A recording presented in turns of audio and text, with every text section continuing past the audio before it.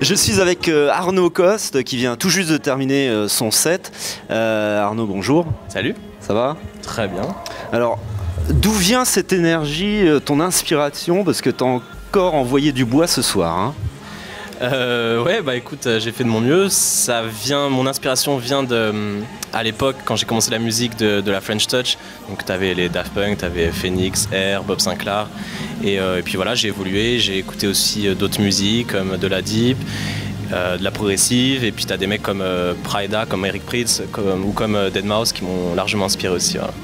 Alors on a vraiment l'impression que tu es carrément sur une sorte de rampe de lancement, une fusée. Où vas-tu t'arrêter dans ta carrière?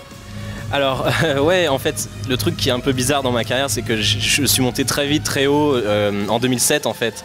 Et j'étais un petit peu dépassé par les événements parce que j'étais très jeune, j'avais pas forcément appris à gérer tout ça. Et puis après, je me suis un peu reposé sur mes lauriers, j'ai un petit peu glandé, beaucoup tourné quand même aussi.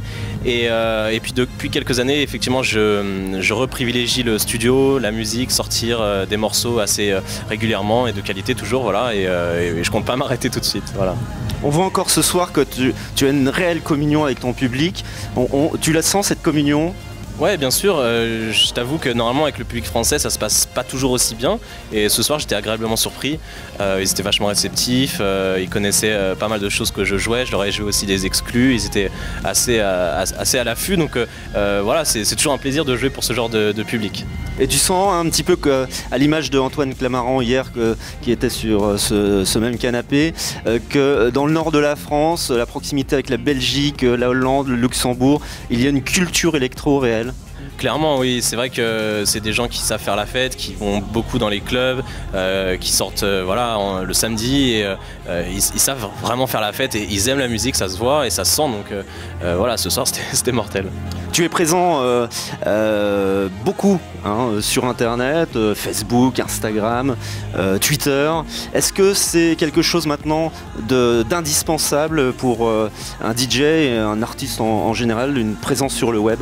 Bien sûr, tu es obligé parce que les gens, c'est un peu bizarre parce qu'on est rentré dans une ère 2.0 et quand tu ne communiques pas sur internet, donc que ce soit sur Facebook, Twitter ou Instagram, les gens pensent que tu n'existes plus.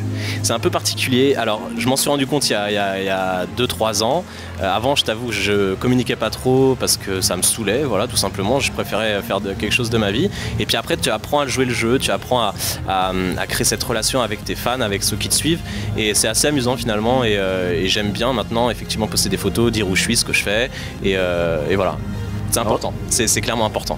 Justement, un petit mot là, parce qu'on est sur le web aussi, un petit mot pour les Ardennais, juste un mot ce soir, qu'est-ce que tu leur dirais? Je sais pas, merci beaucoup, merci de m'avoir reçu, c'était mortel et à très bientôt j'espère.